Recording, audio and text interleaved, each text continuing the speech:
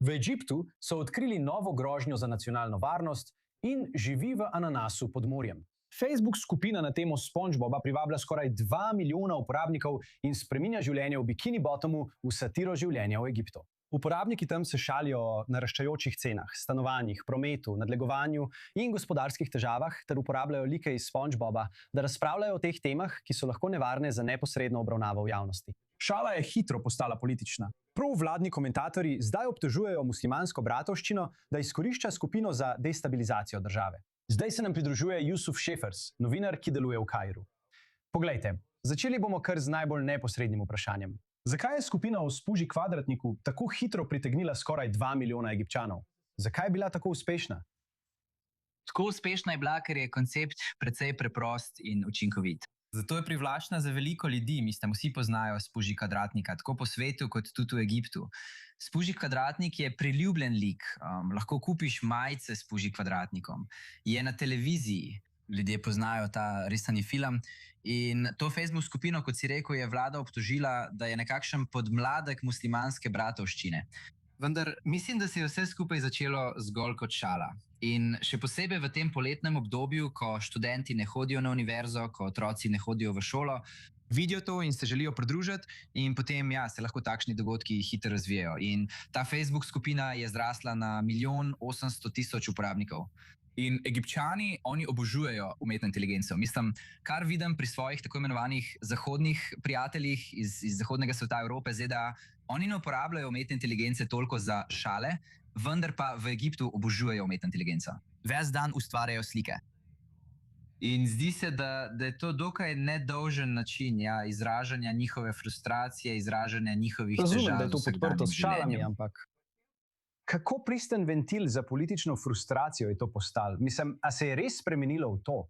Kaj pravijo nasprotniki? Definitivno je. Mislim, Egipčani imajo radi šale, radi svoje frustracije izražajo skozi šale.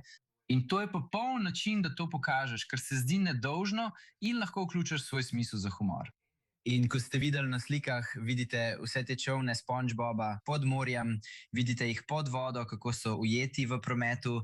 Ustvarjali so celo ministrstvo za notranje zadeve pod vodo, kar je v Egiptu zelo veliko na družbenih omrežjih, da bi se jim zagotovo posmehovali. Posmehujejo se visokim cenam stanovanj, težavam v življenju, dragim cenam plina in tako naprej in tako naprej. In tako naprej.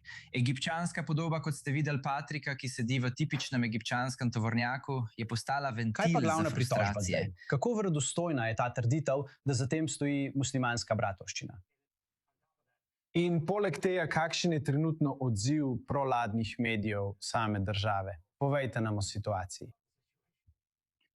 Ja, mislim, muslimanska bratovščina je bila vedno uporabljena kot grešni kozel. In muslimanska bratovščina v Egiptu je bila popolnoma zatrta in je komaj še prisotna.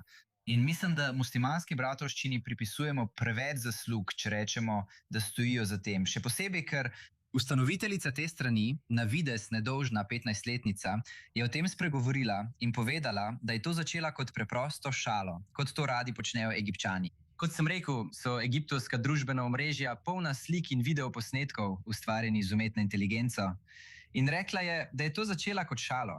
In mislim, da muslimanski bratovščini pripisujemo preveč zaslug, če rečemo, da stojijo za tem. In to je enostaven način, da provladni egiptovski mediji uporabi muslimansko bratovščino kot grešnega kozla, kot palico, s katero jih udarijo, da so oni to ustvarili. Facebook stran. Ustvarjajo SpongeBob mime za destabilizacijo Egipta. Mislim, to gre po mojem mnenju precej daleč. No, to je zagotovo izvirno, saj glede na moje poročanje tukaj. Jož, hvala, da ste bili z nami iz Kaira.